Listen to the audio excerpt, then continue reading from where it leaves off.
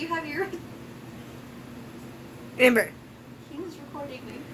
Alright, hi, my name is Amber Wyatt. I go to Siena Heights University. I'm a music education major here. Today I'm going to be making a video for you, and it's going to be on one of the most basic things of having a wooden clarinet, but one of the most important things. Today I'm going to be teaching you on how to bore oil it.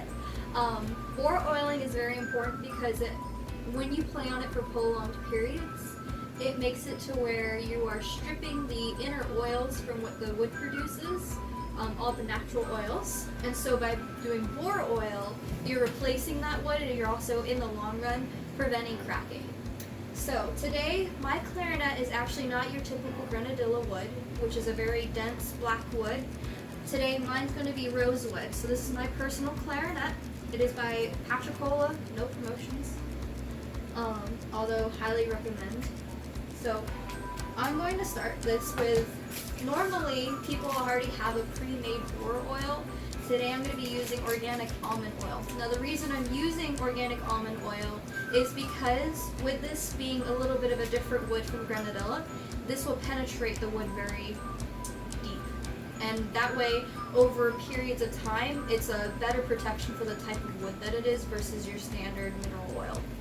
So, now, I did a lot of extensive research on this, and one of the main problems people experience when using almond oil is that it would start to smell. So, after again, a lot of extensive research, I found that putting vitamin E oil in your almond oil acts as a preservative while still treating the wood kindly.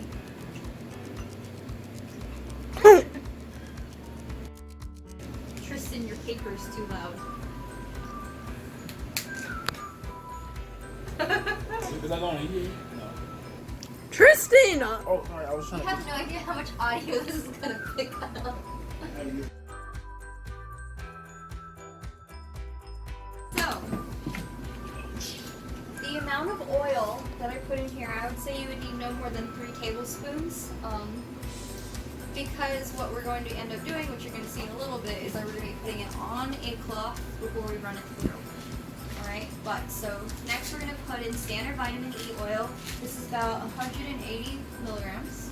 So what we're going to do is we're going to take some out.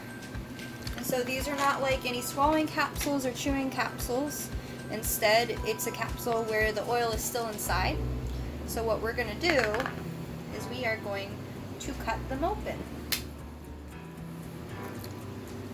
And this part gets nice and messy, so have paper towels at the ready.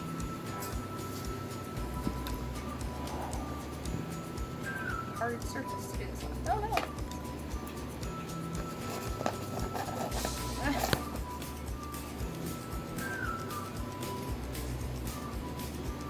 So now, that was about 2 vitamin E capsules per 1 tablespoon of almond oil. So now I'm going to take a Q-tip and I'm going to mix it in. And you'll see in a minute why I'm using a Q-tip versus like a spoon or a toothpick or something like that. Now, the vitamin E oil is thicker than the almond oil, so you really have to make sure you mix it really well. And then push off any excess using the side. Now we're just going to set it over here and we'll use that later. Okay, now I'm going to be using my silk cloth. This cloth, it's not true silk, but it works for what I would like it to use. You can use just about any type of cleaning cloth for this. I just prefer silk. One great thing about bore oil, when you initially put it on the cloth, you don't have to worry about how much you're putting on the cloth, because you're going to take any excess and you're going to twist it so you get it all in there. Put the excess on here. So then you're going to put this in here really well, and then you're going to run it through, because you don't want any dripping inside of the clarinet, because it'll get on your pads and then your pads will swell, and then that's where you're going to get like the bad smell and stuff, because you can't really get it off the pads. Because the string that came with this cloth, it was a little weird and didn't really work for what I wanted it for. So instead, what I'm going to be using is a flute cleaning rod, And I'm going to stick the cloth through here and then pull it through like you would normally. So one downfall of using a silk cloth versus your standard cleaning cloth is that you do have to clean it off when you're done because it doesn't really soak in the oils like a normal cleaning cloth would. And then also, being that it's using almond oil, I really wouldn't suggest leaving it overnight or over, the course of the month before the next time you use it. So it's not exactly the most cost efficient, but if you have a different type of wood clarinet, it's kind of what you have to do.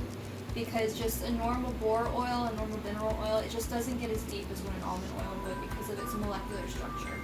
So now, I'm going to start with the bell. Because it does get all the drip in it, like most people don't think, oh, let's pour oil in my bell. No, all of the clarinet needs it. But since the cloth is pretty thick of oil, I'm going to run it through the bell first before I do any keypads or anything like that. It should only take about, with a silk cloth, 1 to 2. But with a normal cloth, because it soaks in a little bit more, 3 to 4. So, another fun fact. One of the main causes of cracking on the clarinet is the discrepancy between the inside and the outside of the clarinet, meaning that this is either warm or cold, or this side, or it's either wet and dry. So, for example, when your band teacher says, "Hey, don't leave your clarinet in the car," that's because when you leave it out in the colder car and then you bring it in and you start pushing all that hot air through it, that can cause cracking. Now, one way that I like to prevent cracking, because I don't leave my clarinet in the car, is I use these doonads. So with these, it makes sure that like when you're done playing it, after you swab it through like normal, it's still going to make sure that like it's nice and dry.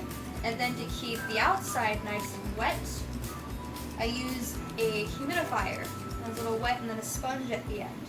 Now if you don't want to buy a humidifier, you can just take a sponge, get it wet, and then put it in a Ziploc bag.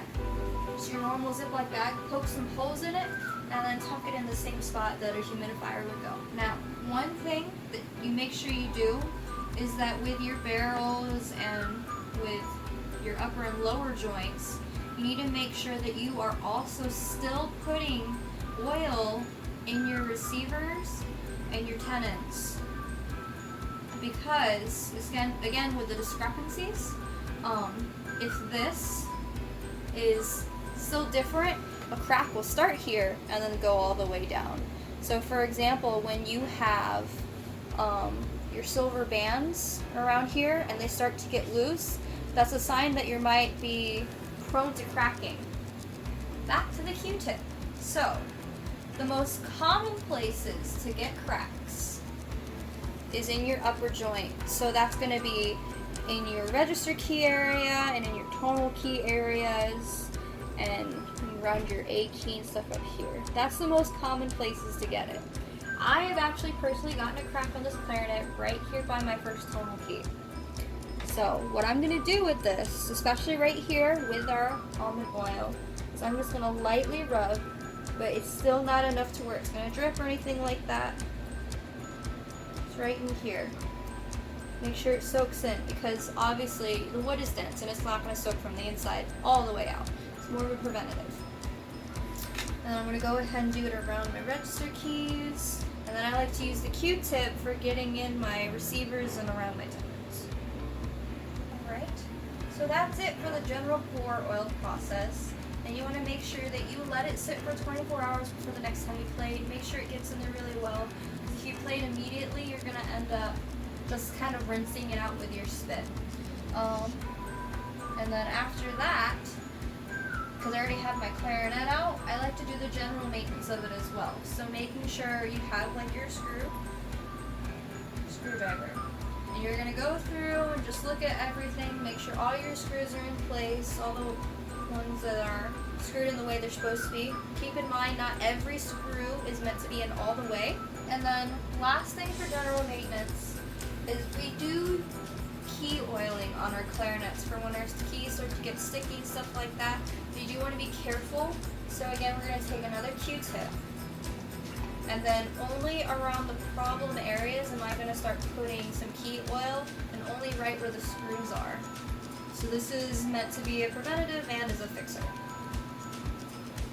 And again, make sure not to let it drip, because if this gets on your pads are going to swell, and then you're ultimately going to end up replacing your pads.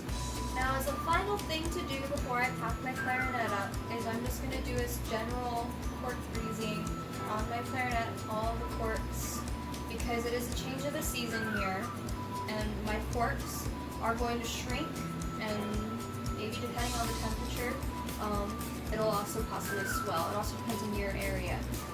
So I'm just going to put it on there, nice and light, and I'm just going to spin it over. Last to do, I'm just going to wipe off all my keys of all the oil that was on my hands. Just going to wipe it off.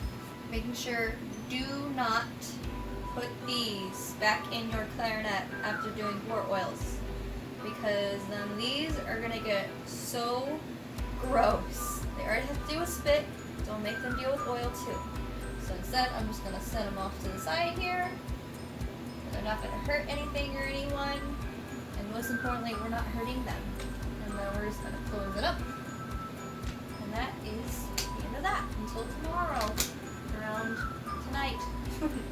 So, thank you so much for watching. I hope this was educational. Please feel free to comment if there's any questions you have or anything you think I was missing. Please feel free to mention. Otherwise, if you like it, subscribe. And hopefully I'll be putting up some more videos of music tutorials and a bunch of other stuff. So, hope you have a great day.